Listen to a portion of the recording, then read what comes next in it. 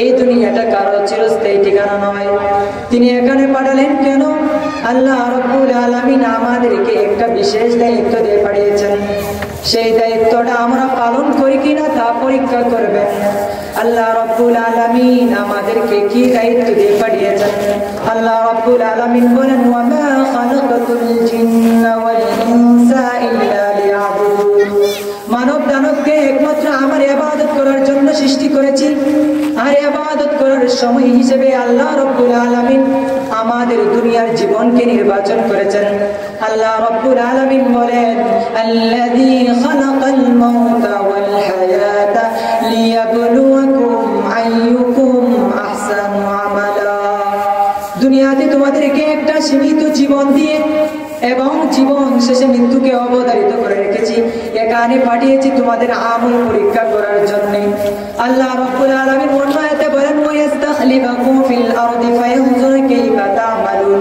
হে মানুষ, তোমাদের দলে দলে পাঠাচ্ছি তোমাদের আমল পরীক্ষা করার জন্য। সারমর্ম, আল্লাহ রাব্বুল আলামিন আমাদেরকে তার ইবাদত করার জন্য সৃষ্টি করেছেন। সেই ইবাদত করি কিনা তা পরীক্ষা করার জন্য দুনিয়াতে পাঠিয়েছেন। যারা আল্লাহ তাআলার ইবাদত সঠিকভাবে করবে, দুনিয়ার জীবন শেষে তারা আল্লাহ তাআলার পরীক্ষায় পাস করবে এবং জান্নাতে যাবে। আর যারা আল্লাহ তাআলার ইবাদত করবে না, দুনিয়ার জীবনে তারা আল্লাহ তাআলার পরীক্ষায় ফেল করে সাব্যস্ত হবে এবং পরকালে তাদের ঠিকানা হবে জাহান্নাম। আমার এই কয়েকটা কথার মাধ্যমে বুঝতে পেরেছেন আল্লাহ রাব্বুল আলামিন আমাদেরকে কি জন্য পাঠিয়েছেন? আমাদেরকে ইবাদত করার জন্য পাঠিয়েছেন, তা পরীক্ষা করবেন। এছাড়া আল্লাহ নবী রাসূল পাঠালেন কেন? আদম আলাইহিস সালাম থেকে নিয়ে নবী মুহাম্মদ রাসূলুল্লাহ সাল্লাল্লাহু আলাইহি ওয়াসাল্লাম পর্যন্ত লাখ নবী রাসূল আল্লাহ এই দুনিয়াতে পাঠিয়েছেন। নবী রাসূল পাঠাবার উদ্দেশ্য হলো আল্লাহ মানুষ সৃষ্টি করলেন ইবাদতের জন্য। কোনটা ইবাদত আর কোনটা ইবাদত নয় তা বোঝানোর জন্যই আল্লাহ রাব্বুল আলামিন নবী রাসূল প্রেরণ করেছেন। সাধারণ মানুষের দায়িত্ব হলো শুধু ইবাদত করা, আর নবী রাসূলগণের দায়িত্ব হলো ইবাদত করার সাথে সাথে দুনিয়াবাসীকে ইবাদতের নিয়ম শিক্ষা দেওয়া। যারা ইবাদত করবে না তারা যেমন আল্লাহ তাআলার পরীক্ষায় ব্যর্থ, তেমনি যারা ইবাদত করবে কিন্তু নবীর শিক্ষা অনুযায়ী করবে না, মন গড়া ভাবে করবে, তারা আল্লাহ তাআলার পরীক্ষায় ব্যর্থ। এই কথা বোঝানোর জন্য আপনাদের সামনে দুটো উদাহরণ দিচ্ছি। ধরুন আপনার একটা কাপড়ের দোকান আছে, সেই কাপড়ের দোকানের বেচা কেনার জন্য আপনি দুইজন কর্মচারী নিয়োগ দিয়েছেন। আপনার বেতনভোগী নিয়োজিত কর্মচারীদের একজন বেচা কেনা করে না, তাকে কি আপনি বেতন দিতে রাজি হবেন? কেন বেতন দেবেন না? কারণ তাকে যে জন্য আপনি রেখেছেন সে সেই কাজ করে না। অপর ব্যক্তি বেচা কেনা করে কিন্তু কেনার সময় বেশি দামে কিনে আর বিক্রয়ের সময় কম দামে বিক্রয় করে, তাকে কি আপনি বেতন দেবেন? এই লোকটাকেও বেতন দেবেন না, কারণ সে নিয়ম ছাড়া কাজ করার কারণে। ঠিক তেমনি ভাবে আল্লাহর এই জগতে যারা আল্লাহ তাআলার ইবাদত করবে না তারা আল্লাহ তাআলার কাছে পুরস্কার জান্নাত পাবে না, তারা জাহান্নাম পাবে। আর যারা আল্লাহ তাআলার ইবাদত করবে, মন গড়া ভাবে করবে, তাদেরকে ইবাদতকে আল্লাহ তাআলার কাছে গ্রহণযোগ্য হবে। আপনার দোকানের কর্মচারী যেমন নিয়ম ছাড়া কাজ করে, সে যেমন বেতন পাওয়ার যোগ্য নয় বরং শাস্তি পাওয়ার যোগ্য, তেমনি আল্লাহর এই জগতে যারা ইবাদত করে কিন্তু নবীর শিক্ষা অনুযায়ী করে না, মন গড়া ভাবে করে, তারা আল্লাহ তাআলা এই পরীক্ষায় বেরোতে হবে। তারা আল্লাহ তাআলার এই পরীক্ষায় বেরোতে হবে। আল্লাহ রাব্বুল আলামিন এই হিসেবে দুনিয়ার মানুষকে তিন ভাগে ভাগ করা যায়। একদল মানুষ দুনিয়াতে আসলো, আল্লাহ তাআলার ইবাদত বندگی করলো না, তারা আল্লাহ তাআলার পরীক্ষায় ফেল করলো। আর যারা আল্লাহ তাআলার ইবাদত বندگی করলো, মন গড়া ভাবে করলো, নবীর শিক্ষা দিয়ে অনুযায়ী করলো না, তারা আল্লাহ তাআলার পরীক্ষায় ফেল করলো। যারা আল্লাহ তাআলার ইবাদত করলো কিন্তু মন গড়া ভাবে নয়, নবীর শিক্ষা অনুযায়ী, তারা আল্লাহ তাআলার পরীক্ষায় পাস করবে। আমরা কি এই দুনিয়াতে এসেছি চিরকাল থাকার জন্য? না, কিছু কাল থাকার জন্য। কি দায়িত্ব নিয়ে? আল্লাহ তাআলার ইবাদত করা। কিভাবে করতে হবে? নবীর শিক্ষা দেওয়া অনুযায়ী করতে হবে।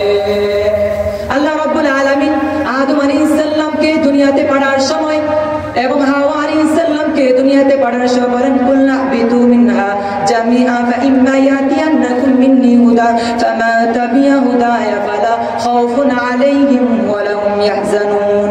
আল্লাহ রাব্বুল আলামিন বলেন, তোমরা সবাইকে তোমাদের সবাইকে দুনিয়ার জান্নাতে, তোমরা সবাই দুনিয়াতে বের হয়ে জান্নাত থেকে বের হয়ে যাও, দুনিয়াতে চলে যাও। আল্লাহ রাব্বুল আলামিন এখানে সবাইকে বললেন। আরবি ভাষার একটা ব্যাকরণ একটি সূত্র জানা থাকলে এই জবাব বুঝতে অনেক সহজ। সাধারণ বচন হয় দুই প্রকার, এক বচন, বহু বচন। ইংরেজিতে এটাকে নাম্বার বলে, সিঙ্গুলার নাম্বার, প্লুরাল নাম্বার। কিন্তু আরবি ভাষায় হলো তিন বচন, তিন প্রকার, ওয়াহিদ, তাসনিয়া, জমা। আল্লাহ সে অন্যান্য ভাষার বেলা একের জন্য এক বচন ব্যবহার হয়, একের বেশির জন্য বহু বচন ব্যবহার করা হয়। কিন্তু আরবি ভাষা একের জন্য ওয়াহিদ, দুইয়ের জন্য তাসনিয়া, দুইয়ের অধিকের জন্য জমা ব্যবহার হয়। এই হিসেবে ইহবিত হলো ওয়াহিদের সিগা, ইহবিত হলো তাসনিয়ার সিগা, ইহবিত হলো জমার সিগা। আল্লাহ বললেন, আমি বললাম ইহবিতু, তোমরা জান্নাত থেকে বের হয়ে যাও। আল্লাহ এখানে বহুবচন ব্যবহার করলেন কেন? আল্লাহ রাব্বুল আলামিন অথচ দুইজনকে জান্নাত থেকে বের করলেন, অথচ দুই বহুবচন শব্দ ব্যবহার করলেন। এর প্রশ্নের ব্যাপারে মুফাসসিরিনে কেরাম একাধিক জবাব দিয়েছেন। একটা জবাব হলো আল্লাহ রাব্বুল আলামিন এখানে আদম ও হাওয়াকে দুইজনকে সম্বোধন করেছেন, কিন্তু প্রত্যক্ষভাবে সম্বোধন করেছেন সমস্ত আদম সন্তানকে। পরোক্ষভাবে দুইজনকে সম্বোধন করলে প্রত্যক্ষভাবে সমস্ত আদম সন্তানকে শব্দ ব্যবহার করেছেন। এজন্য আল্লাহ রাব্বুল আলামিন দ্বিবচনের শব্দের জায়গায় জমা ব্যবহার করেছেন, বহুবচন শব্দ ব্যবহার করেছেন। বলেছেন, হে আদম সন্তান, হে আদম ও হাওয়া, তোমরা সরাসরি, এবং হে আদম সন্তান, তোমাদের পিতা মাতার মাধ্যমে দুনিয়াতে চলে যাও। এই দুনিয়াতে চলে যাওয়ার পর আমি আপনাদের সামনে একটা পথ নিদর্শন করব। সেই পথ অনুযায়ী যারা চলবে তারাই জান্নাতে যাবে, আর সেই পথ অনুসরণ যারা করবে না তারা জাহান্নামে যাবে। আল্লাহ রাসূল সাল্লাল্লাহু আলাইহি ওয়াসাল্লাম বলেন, তাফাররাকাত বানু ইসরাঈল আলা 72 মিল্লাহ। বনি ইসরাঈল ধর্ম নিয়ে দলাদলি করে 72 দলে বিভক্ত হয়েছিল। ওয়া তাফতারিকু উম্মতি আলা 73 মিল্লাহ। আর আমার উম্মতেরা 73 দলে বিভক্ত হবে। কুল্লুহুম ফিন্নার ইল্লা মিল্লাতুন ওয়াহিদা। সমস্ত দল হবে জাহান্নামী, শুধু একটি দল হবে জান্নাতি। ক্বালু মা ইয়া রাসূলুল্লাহ। সাহাবারা জিজ্ঞাসা করলেন, ওই দলটি কারা যারা জান্নাতে যাবে, এদের পরিচয় কি? আল্লাহ রাসূল সাল্লাল্লাহু আলাইহি ওয়াসাল্লাম জবাবে বলেন, মা আনা আলাইহি ওয়া আসহাবি। আমার সুন্নাত, আমার সাহাবীদের জামাত। এই দুটো আদর্শকে মাপকাঠি মেনে সেই অনুপাতে যারা ইসলাম পালন করবে, এই দলটার নাম হলো জান্নাত। এই দলই যাবে জান্নাতে। আর এই দলটার নাম হলো আহলে সুন্নাত ওয়াল জামাত। এবার আমরা হাদিসে একটু ব্যাখ্যা শুনি। আল্লাহ রাসূল সাল্লাল্লাহু আলাইহি ওয়াসাল্লাম কি শুধু তার আল্লাহ রাসূলের হাদিসে কি শুধু তাই না সুন্নাত পালন করার কথা বলেছেন, নাকি সাথে সাথে সাহাবীদের জামাতকে অনুসরণ করতে বলেছেন? কিন্তু দুঃখের বিষয়, বর্তমান কিছু স্কলার বের হয়েছে নবীর সাহাবীদেরকে দলিল মানে না। নবীর সাহাবীদেরকে যদি তোমরা দলিল না মানো, তাহলে কোরআন দলিল থাকে কিভাবে? এই কোরআন তো সেই কোরআন যেটা নবীর উপর নাজিল হয়েছে। কিভাবে জানলেন? এই চোখ দিয়ে দেখেছেন, দেখেন নাই। এই কান দিয়ে শুনেছেন, শুনেন নাই। তো কিভাবে নিশ্চিত হলেন? এই সাহাবীদেরকে দলিল মানার কারণেই তো, হুজ্জত মানার কারণেই তো, প্রমাণ মানার কারণেই তো যে এই সাহাবীর মধ্যে, এই সাহাবীদের উপর প্রশ্ন আরোপ করে এই সাহাবীর মধ্যে বেজাল, ওই সাহাবীর মধ্যে বেজাল। আর এই সূত্র যদি বেজাল হয়, এই সূত্র থেকে যা আসবে সেটা তো বেজাল ঢুকবে। এটাই যুক্তির কথা। এটা বুঝতে পিএইচডি করা লাগে না। তো নবীর সাহাবীদেরকে যদি তোমরা প্রশ্নবিদ্ধ করো, তাদেরকে সমালোচনার কাঠগড়ায় উদ্ধার করো, তাহলে কোরআন সমালোচনা উর্ধে থাকে কিভাবে? হাদিস সমালোচনা উর্ধে থাকে কিভাবে? ইসলামটাই বা তখন সমালোচনা উর্ধে থাকে কিভাবে? সুতরাং নবীর সব সাহাবীদেরকে প্রশ্নের উপরে রাখতে পারেন। হ্যাঁ, আপনি বলতে পারেন ইতিহাসে দেখতে পাচ্ছি অমুক সাহাবীর এই বদনাম, তমুকের এই সমস্যা, অমুকের এই বদনাম। স্পষ্ট কথা শুনেন, আকীদা আগে, ইতিহাস পরে। ইতিহাস তো হচ্ছে বিভিন্ন ব্যক্তির বর্ণনার মাধ্যমে। এখন যত বড় ব্যক্তিত্ব হোক না কেন, আরে কারো কথা যদি আমার আকীদার সাথে, মুতাওয়াতিরের সাথে সাংঘর্ষিক হয়, ওই কথাকে ডাস্টবিনে পড়বে। ইমাম ওয়াকিদি বলেছে বলুক না, ইবনে হিশাম বলেছে বলুক না, ইবনে ইসহাক বলেছে বলুক না। আল্লাহর কসম, যে ইতিহাস নবী সাহাবীদেরকে প্রশ্নবিদ্ধ করবে, তাদেরকে সমালোচনায় কাঠগড়ায় করবে, ওই ইতিহাসকে আমার পায়ের তলা ভেসে ফেলবো। যাদের কলমের কুচে থেকে উসমান রাদিয়াল্লাহু হেফাজত পান নাই, যে উসমানকে নবী দুটা কন্যা কন্যা তুলে দিয়েছেন সুন্নাহ। দ্বিতীয় কন্যা ইন্তেকালের পর নবী বলেছিলেন, হায় আমার যদি আরেকটা কন্যা থাকতো তাকে তুলে দিতাম উসমানের হাতে। সেই উসমানকে নবী দুনিয়াতে বসে সুসংবাদ শুনেছেন জান্নাতের 10 জন মহান ব্যক্তি যাদেরকে আশায় মুবাশশারা বলা হয়। আবু বকর ফিল জান্নাহ, ওমর ফিল জান্নাহ, উসমান ফিল জান্নাহ ও আলী ফিল জান্নাহ। যাদের কলমের কুচা থেকে সেই উসমানকে বেজতে করে ওই কলমকে আমি ব্যঙ্গ ফেলতে রাজি আছি। মুআবিয়া রাদিয়াল্লাহু আনহু বিয়া দেবে। এই মুআবিয়া তার পায়ের ধুলার সমান তো দুনিয়ার সব স্কলার দিয়ে হবে না। কি দিয়ে সমালোচনা করবা? ইতিহাস দিয়ে। আর রাখো তোমার ইতিহাস, ওই ইতিহাসকে আমি পায়ে তুলে পেশে ফেলবো। একজন মাত্র ইমামের নাম বলেন যে ইমাম বক্তব্য দিয়েছেন আল্লাহ যে কোরআনে কারীমে রাদিয়াল্লাহু আনহু বলে নবীর সব সাহাবীর উপর সন্তুষ্টি প্রকাশ করেছেন। এখান থেকে একজন মাত্র সাহাবী বাদ আছেন এমন একজন ইমামের বক্তব্য দেখান, এমনকি ইমামের বক্তব্য পাবেন না। তো আল্লাহ যাদের উপর খুশি, আপনি খুশি হতে পারলেন না, নিজের বিবেককে আগে আদালতে তুলেন, নবীর সাহাবীদেরকে আদালতে তোলার আগে। এখন দলিল দেবে আমরা আমাদের সাহাবীদেরকে হকের মাফ কাটি মানি না, কিন্তু আদালতে সাহাবী মানে কেন বলবে তাহলে আদালত মানলেন কেন? বলবে তাদের মধ্যে দোষ আছে। তাহলে বিভিন্ন দোষ থাকলে আবার সাহাবাতু কুল্লুহুম মাউদুন, প্রত্যেক ন্যায়পরায়ণতার অধিকার হয় কিভাবে? বাংলাদেশে একদল বলা হয়েছে আহলে কোরআন, যারা কোরআন মানে কিন্তু হাদিস মানে না। কিভাবে বাস্তবে হাদিসও মানে না, কোরআনও মানে না। কিভাবে জানেন?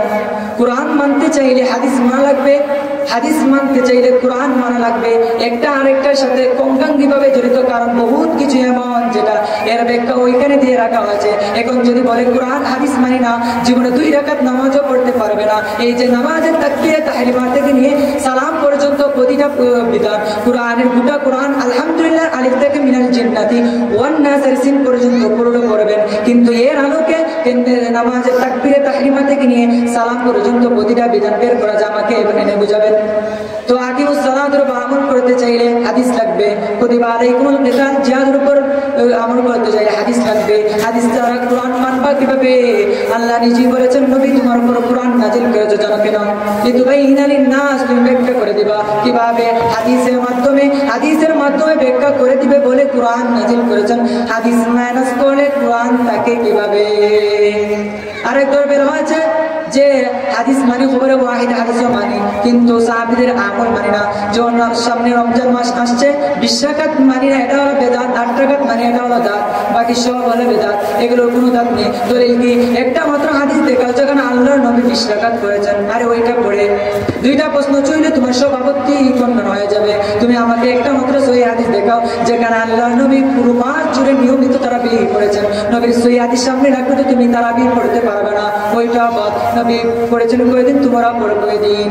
2 নম্বর কথা, আচ্ছা ঠিক আছে সহিহ হাদিস নাই বলে 20 রাকাত পড়তে পারবো না। এই সহিহ হাদিসের অর্থ করো তো কিয়ামত পর্যন্ত আলাইকুম বিসুন্নতি ওয়া সুন্নাতিল খুলাফাইর রাশিদিন আল মাহদিন। নবী বলেন আমার আদর্শ এবং আমার সাহাবীদের আদর্শ, খুলাফায়ে রাশিদিন আদর্শকে আঁকড়ে ধরো।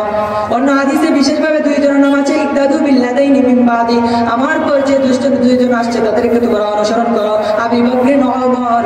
তো আল্লাহর নবী যে বললেন খুলাফায়ে রাশিদিন মানো, যে বলে এই 20 রাকাত বেদাত, তাদের নজর তো সবার আগে বেদাতির নাম হল উমর, দ্বিতীয় বেদাতির নাম হলো উসমান, তৃতীয় বেদাতির নাম হলো আলী। তারাই যদি তোমার চোখের বেদাতি হয়, তুমি বা কোন দেশের জাতি? প্রশ্ন আসবে কি আসবে না? তুমি হাদিস মানলা কিভাবে? হাদিস মানলে না হাদিসের অনুসারী বলা হয়। নবী তো বলেছেন খুলাফায়ে রাশিদিনকে মানো, কিন্তু তুমি তো মানলা না, বরং তাকে বেদাতি বেরাই পারলা। সবাই সংক্ষিপ্ত এগুলো আমার সংক্ষিপ্ত বক্তব্য শেষ করলাম। আলহামদুলিল্লাহ। আসসালামু আলাইকুম।